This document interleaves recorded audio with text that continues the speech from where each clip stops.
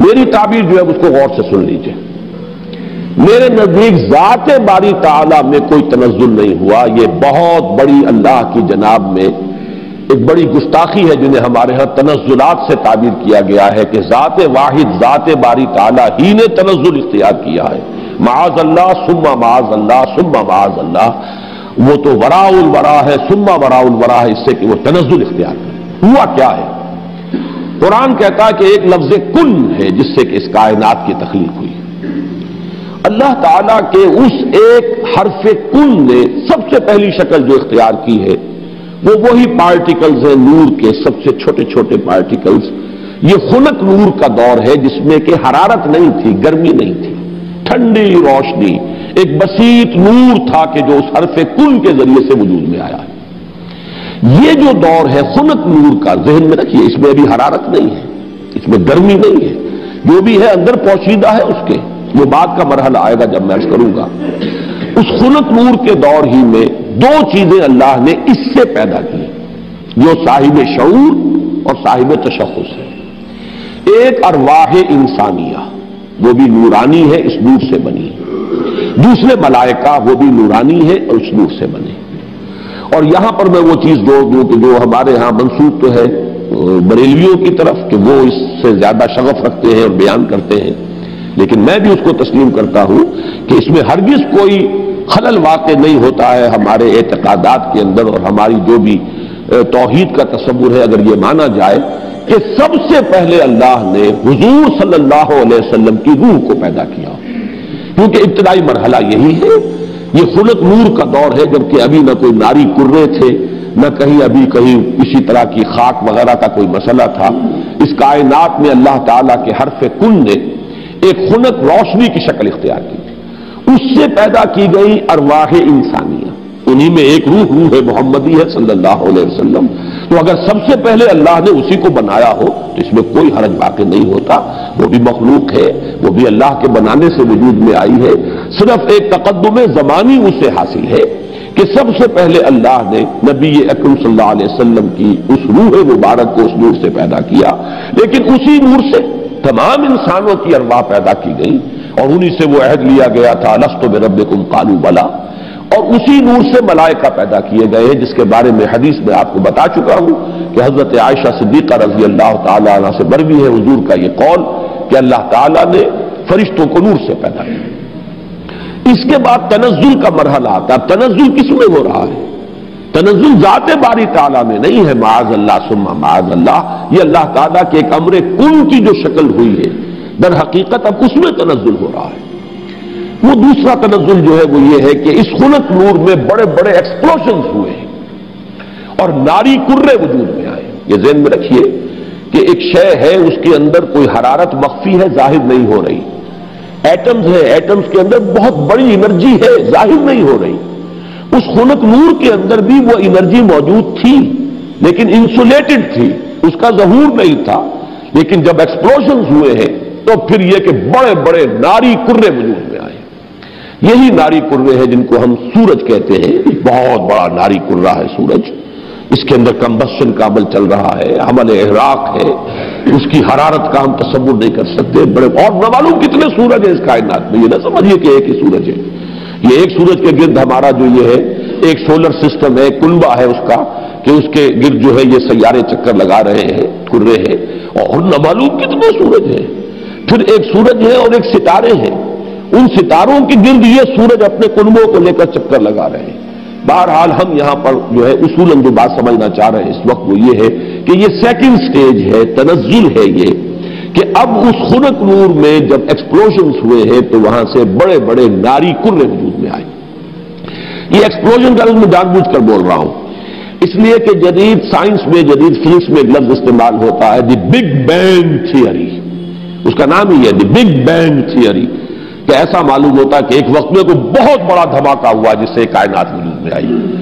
اب یہ دھماکہ جو ہے بگ بینگ تھیوری جو ہے یا تو یہ ہے کہ اس کو تعبیر کیا جائے گا اس حرف کن سے. کن، وہ کن کیسا ہوگا جس نے اس پوری کائنات کو وجود بخشا ہے اس کا ہم تصور نہیں کر سکتے. یہ ہم کہہ رہے ہیں کن، لیکن اللہ کا وہ کلام جب صادر ہوا ہو اور حکم ربی امر کن جو ہے اس کی کیا کیفیت ہوگی.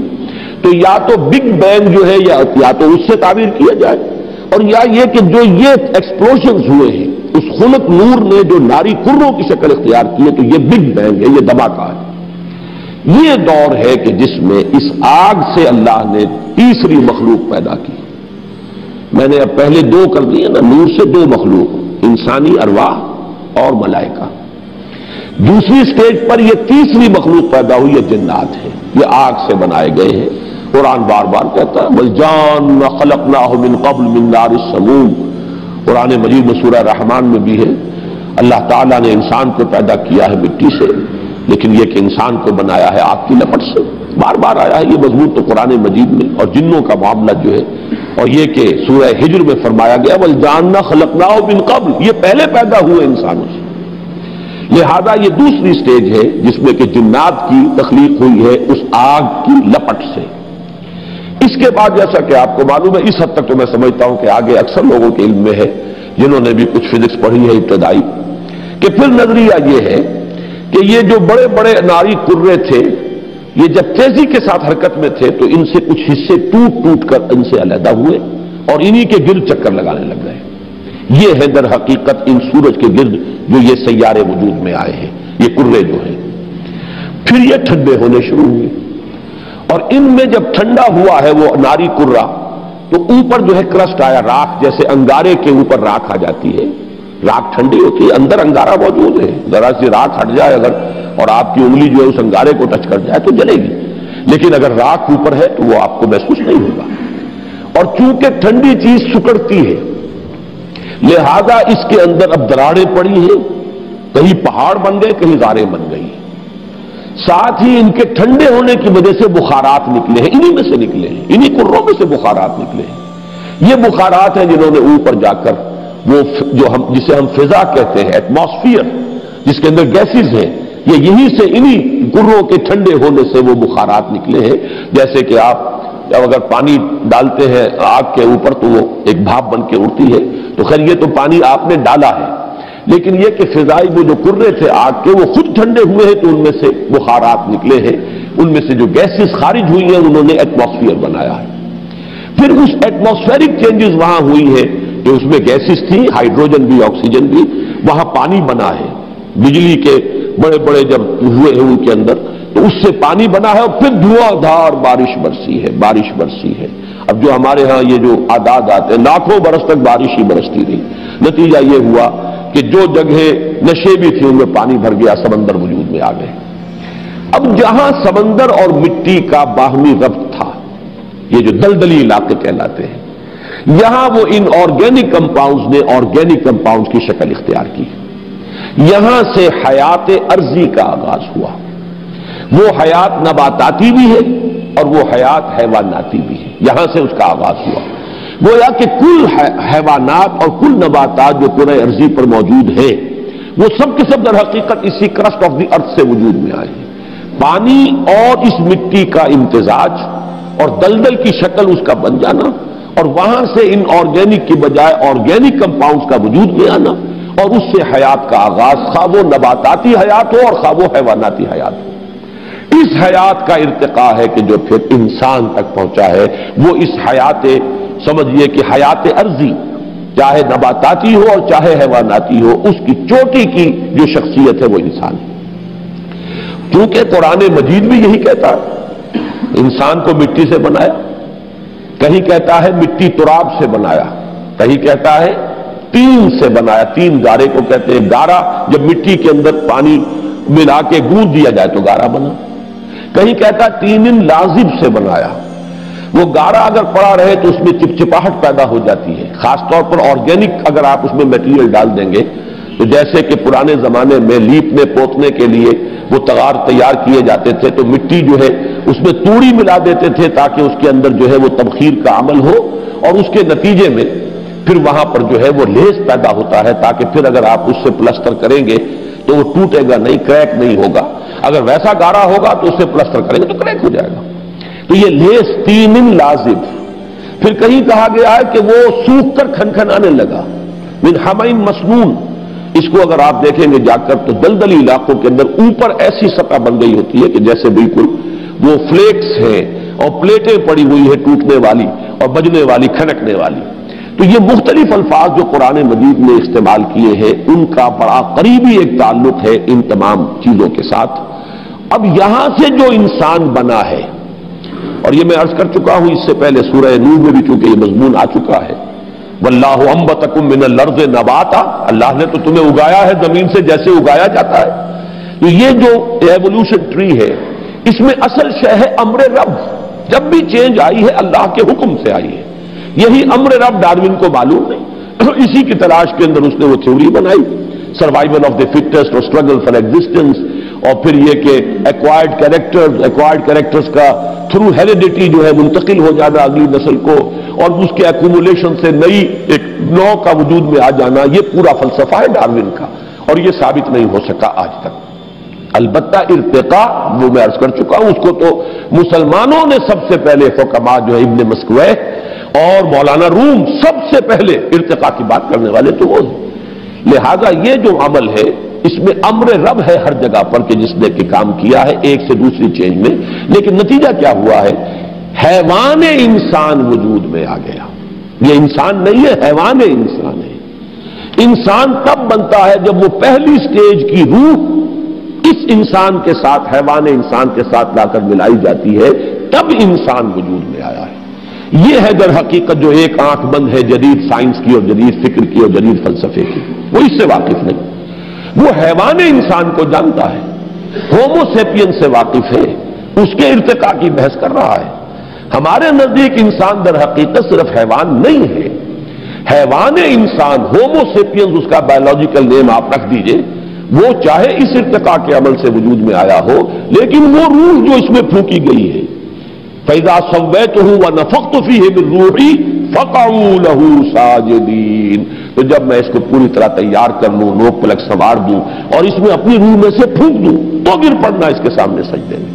تو در حقیقت مقام جو ہے انسان کا، اس کی جو عظمت ہے، اس کی جو بلندی ہے، اس کی جو رفعت شان ہے، وہ جو مسجود ملائک بنا ہے، تو اس حیوانی وجود کی بنیاد پر نہیں بلکہ در حقیقت اس روح ربانی کی بنیاد پر جو اس میں پھونکی گئی۔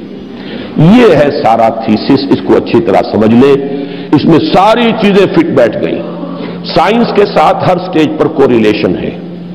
نمبر 2، قرآن کے ساتھ کہیں کوئی تصادم نہیں ہے۔ وہ آگ سے بنائے گئے، یہ خاک سے بنائے گئے۔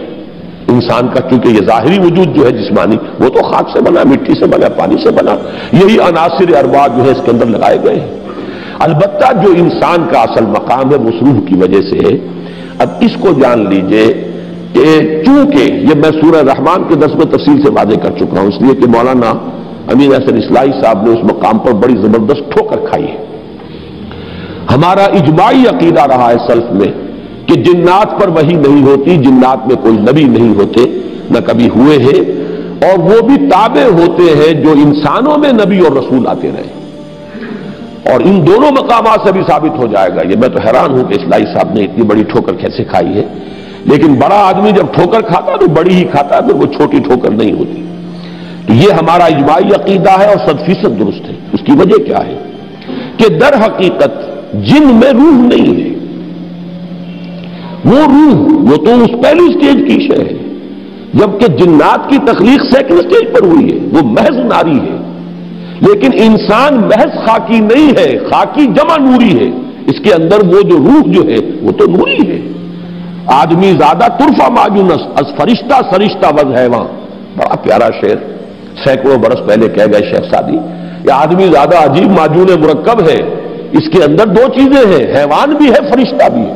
اب دیکھیں کس قدر صحیح شعر ہے۔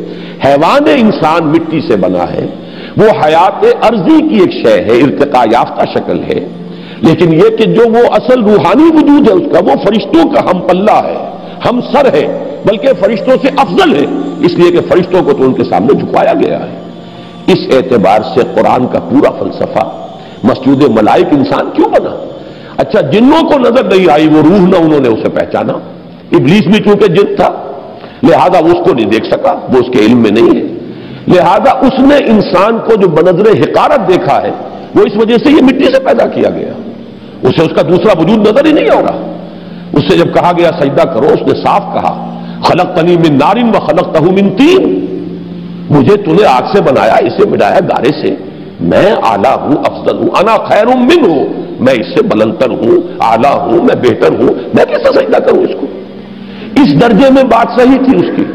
اگر صرف وجود حیوانی سامنے ہوگا تو جن صحیح کہہ رہا ہے، وہ اعلیٰ تر وجود کا حامل ہے، وہ آگ سے بنا ہے، اس کے اندر زیادہ لطافت ہے، وہ اس کائنات میں دور دور تک جاتا ہے جہاں ہم نہیں جا سکتے۔ ہم تو کوئی راکٹس بنائے، یہ بنائے، کروڑوں اربوں ڈالر خرچ کریں تو کہیں کچھ دور تک کی سیر کر کے آئے، وہ بھاگے پھرتے ہیں، یہاں جاتے ہیں دور دور تک خبریں لے کر آتے ہیں۔ لیکن ان کی فوقیت ہم پر اگر ہے تو وہ جسمانی وجود کی بنیاد پر ہے، روحانی وجود کی بنیاد پر نہیں ہے۔ اس روحانی وجود کی بنیاد پر ہم افضل ہیں، نہ صرف ان سے افضل ہے، ملائکہ سے افضل ہے، اپنی خلقت کے اعتبار سے، اپنی سرشت کے اعتبار سے۔ یہی وجہ ہے دو جگہ قرآن مجید کے اندر اتنی واضح آیت ہے، سورہ ہجر میں بھی ہے اور سورہ صاد میں بھی ہے، فَإِذَا سَوَّيْتُهُ وَنَفَخْتُ فِيهِ مِن رُوحِي فَقَعُوا لَهُ سَاجِدِينَ، جب میں اس کو تیار کر لوں، بنا لوں، سوار لوں، لوک پلک درست کر دوں اور اس میں اپنی روح میں سے پھونک دوں، تب گر پڑنا اس کے سامنے سجدے میں۔ تو اصل میں حیوان آدم کو سجدہ نہیں ہوا ہے، اس روح کے ساتھ جب آدم کے اندر پھونکی گئی ہے، جس کا مقام بہت بلند ہے، اس انسان کو آدم کو سجدہ کیا گیا جس میں وہ روح پھونک دی گئی۔ اچھا، اب یہ بات نوٹ کیجئے کہ میں نے جو یہ 3 لیولز آپ کے سامنے رکھے، یہ چونکہ جو کچھ میں نے آج تک سمجھا ہے اس میٹا فزکس میں، metaphysics of Quran and metaphysics of science, ان تمام کے درمیان اسی کا نام علم کلام ہے۔ ہر دور میں آپ کو اس دور کی علمی سطح جو ہے اس کے ساتھ ایک تعلق اور ربط قائم کرنا پڑے گا قرآن و سنت کا، تب وہ اس دور کے انسان کے لیے قابل قبول ہوگی، قابل فہم ہوگی۔ اگر وہ آپ ربط قائم نہیں کرتے، ایک گیپ رہے گا جو سینچریز گیپ چلا آ رہا ہے۔ علماء کی باتیں لوگوں کی سمجھ میں اسی لیے نہیں آتی کہ وہ تو بات کرتے ہوئے ارسطو کی منطق کی بات کرتے ہیں، وہ تو وہی عقول عشرہ اور 9 افلاک کی بات کر رہے ہیں، وہ سارا کا سارا فلسفہ اسی کے اوپر بیٹھا ہوا، لہذا وہ بات آج کسی کے سمجھ میں نہیں آئے گی۔ جبکہ آپ اس کا اگر ایک ربط و تعلق جو ہے وہ جدید جو نظریات کے ساتھ قائم کر دیں، لیکن ڈٹے رہیں قرآن کے ساتھ، قرآن کے کسی شے کے ساتھ تصادم نہ ہونے پائے۔ اگر کہیں ہو رہا ہے تو ہم یہ کہیں گے کہ قرآن صحیح ہے اور سائنس غلط ہے۔ ہو سکتا ہے کہ ابھی اور سائنس ترقی کرے تو وہ وہاں تک پہنچ سکے جہاں تک کہ ہمیں قرآن پہنچا رہا ہے۔ جیسے میں آسمانوں کے تصور کے بارے میں بار بار کہتا ہوں، جب اتنا ریپیٹڈلی قرآن میں آیا ہے کہ 7 آسمان ہے، طباقہ ہے، ایک دوسرے کے اوپر ہے، تو ایسا ہی ہے۔ آج تک ہم نہیں سمجھ سکے، کوئی حرج نہیں۔ آج سے 200 سال پہلے ہم اور بہت سی باتیں نہیں سمجھے تھے، ہمیں ایٹم کا اسٹرکچر ہی معلوم نہیں تھا، ہم یہی نہیں سمجھ سکتے تھے کہ کل فی فلک یسبحون کے کیا معنی ہے، کہ ہر شے تیر رہی ہے۔ یہاں تو ثبات ایک تغیر کو ہے زمانے میں، سکون محال ہے قدرت کے کارخانے میں۔ چھوٹے سے چھوٹے ذرے کے اندر بھی آپ دیکھیں گے کہ اس کا ایک نیوکلیس ہے اور اس کے گرد جو ہے الیکٹران جو ہے چکر لگا رہے ہیں۔ کل فی فلک یسبحون، آپ چاہے اجرام سماویہ تک پہنچ جائیں، سورج اور اس کے ان کروں کو لے لیں، تب بھی وہ ہر چیز تیر رہی ہے۔ سورج بھی کھڑا نہیں ہے، سورج بھی تیر رہا ہے، کوئی ستارہ اور سٹار ہے جس کے گرد سورج چکر لگا رہا ہے۔ کبھی ہم نے یہ سمجھا کہ سورج کھڑا ہوا ہے، کبھی ہم نے سمجھا سورج چلتا ہے، زمین کھڑی ہوئی ہے۔ یہ ہمارے علم کے ادوار تھے، یا یوں کہیے علم کے نہیں جہالت کے ادوار تھے۔ لیکن آج علم انسانی یہاں تک پہنچ گیا کہ کوئی شے کھڑی نہیں ہے، ہر شے تیر رہی ہے۔ اب معلوم ہوا قرآن مجید میں ایک سے زائد جگہ پر آیا کل فی فلک یسبحون، ہر شے اپنے مدار کے اندر اپنی سطح کے اوپر تیر رہی۔ اسی طریقے سے وقت آئے گا کہ جب کہ ہمیں معلوم ہوگا کہ یہ بات تھی جو آج ہمیں معلوم ہوئی، جو قرآن 7 آسمانوں کے حوالے سے بار بار کہتا۔ تو جہاں سائنس جو ہے وہ ہمیں قرآن مجید سے ٹکراتی بھی محسوس ہو، وہاں ہمارا معاملہ یہ ہوگا کہ ہم قرآن پر ایمان کو محکم رکھیں گے۔ ہم سمجھیں گے یہ آیت متشابہات میں سے ہے، اس کا مفہوم ابھی ہم نہیں سمجھ سکتے، لیکن ہمارا ایمان آمنا بہ کل من عند ربنا، یہ پورا قرآن متشابہات ہو یا محکمات ہو ہمارے رب کی طرف سے ہے، ہم سب پر ایمان رکھتے ہیں۔ اور لیکن جہاں جہاں وہ تطبیق ہوتی چلی جا رہی ہے، انسانی علم نے جو بھی آگے ایڈوانس کیا ہے، آگے بڑھا ہے علم، اور واقعہ یہ ہے کہ آدمی کو چکر آتا ہے، کروڑوں میل کا سفر کر کے آپ کا ایک راکٹ جا رہا ہے اور سیکنڈوں کا فرق بھی نہیں پڑتا ہے۔ کتنی راتیں گزر گئی، کتنے سال گزر گئے، 11 سال کے اندر وہ پہنچا تھا وہاں، جو آخری ہمارا اس جو کنبہ ہے سورج کا، اس کا جو سب سے آؤٹ موسٹ جو ہے اس تک پہنچا ہے 11 برس میں، سن 77 کا چلا ہوا سن 88 میں پہنچا ہے، لیکن پورا حساب کتاب صحیح جو یہاں پر بیٹھ کر کیلکولیٹ کیا گیا تھا اسی کے مطابق وہ وہاں پہنچ گیا۔ تو یہ انسان کی ترقی جو ہے یہ یوں سمجھیے کہ اسٹیگرنگ انسان کا چکر آتا ہے کہ کہاں تک انسان پہنچ گیا۔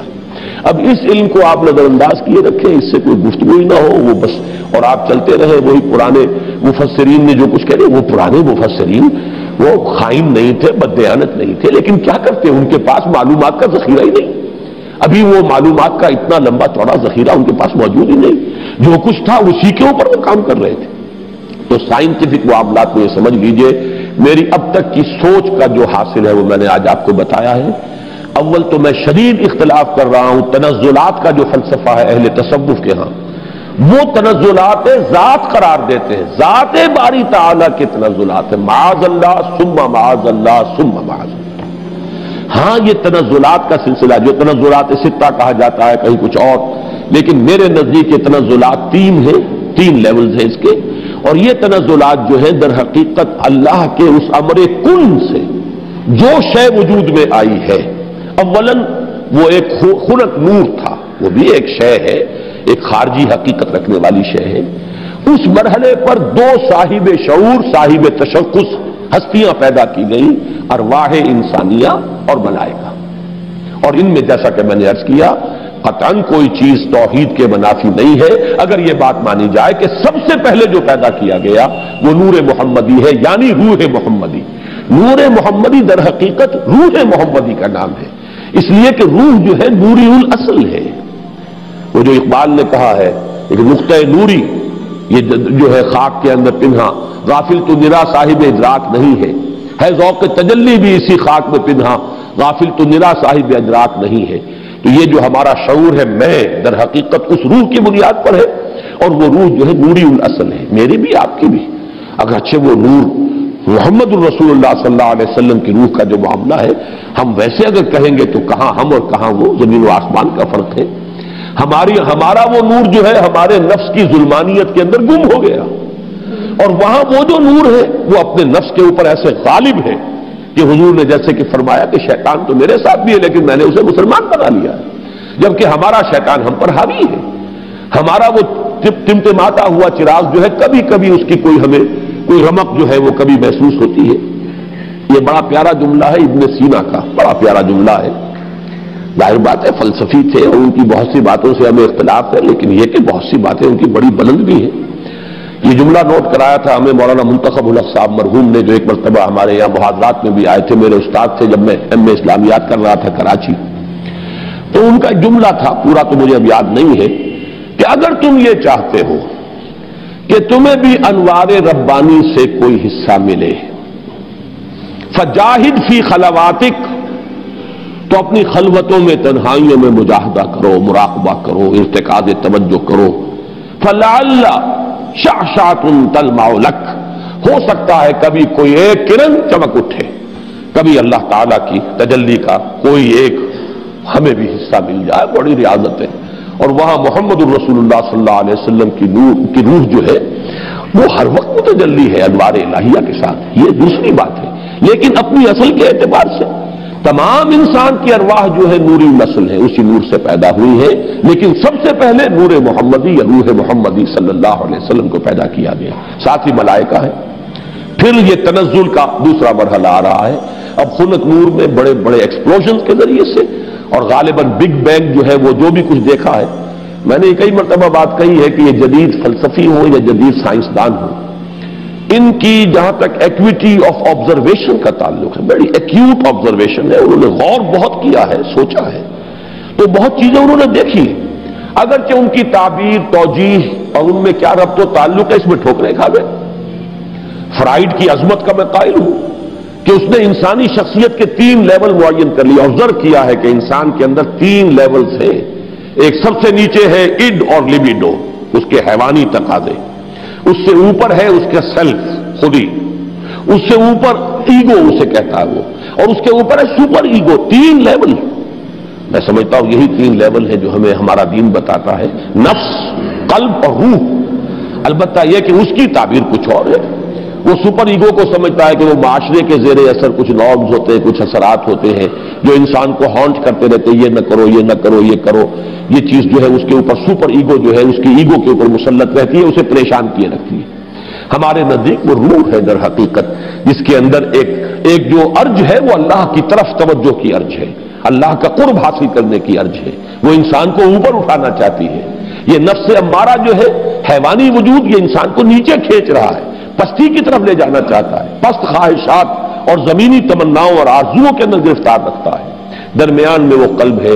اگر اس قلب کے اوپر یہ اِد یا لیبیڈو جو ہے یہ غالب آ جائے تو انسان نرا حیوان بن کر رہ گیا، اس کا انسان مر گیا. اگر روح غالب ہو گئی تو کیا کہنے ہیں، پھر یہ ہے وہ شے جو مطلوب ہے، روح غالب رہے. تو گویا کہ اب روح مرکب ہے اور یہ نفس جو ہے یہ گھوڑے کے مانند ہے جس پر سواری کر رہا ہے. یہ میں نے عظمت صوم میں بھی یہ سارے مضامین بیان کیے ہیں، حقیقت انسان میں بھی. بہرحال میں نے جو 3 لیولز معین کیے ہیں، ان میں سے پہلا لیول جو ہے نور، ملائکہ، ارواح، یہ عالم امر ہے. اور 2 لیول نار والا، ناری کروں کا، اور یہ خاک اور زمین کا، اور زمینی حیوانات اور زمینی نباتات، اور انہی میں سے ایک انسان، یہ عالم خلق ہے. عالم امر میں ٹائم ایلیمنٹ ہے ہی نہیں. روح کو کوئی وقت درکار نہیں ہے، یہاں سے کروڑوں میل جانے کے لیے کوئی وقت درکار نہیں، نہ روح کو نہ فرشتے کو کوئی وقت درکار نہیں. یہ عالم امر ہے، اس کی شان یہ بیان ہوئی ہے، انما امرہ اذا اراد شیئا فانما یقول له کن فیکون. نو ٹائم ایلیمنٹ واٹس ایور.